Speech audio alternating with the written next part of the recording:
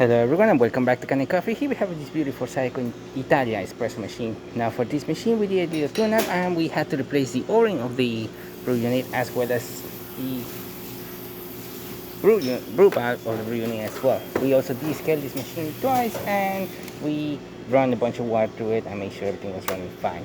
So starting with one shot of espresso, we're going to test the machine out. Then we're going to be using the hot water and then the steam.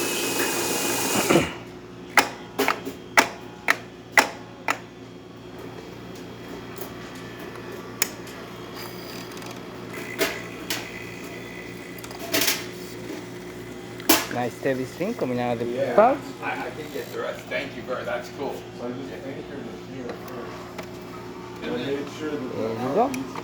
Nice shot of espresso. We're using the 10 setting of the grinder.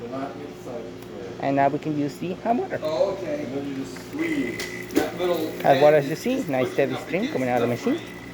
At temperature as well, working great. And now we're going to be testing the steamer as well. Ready, please.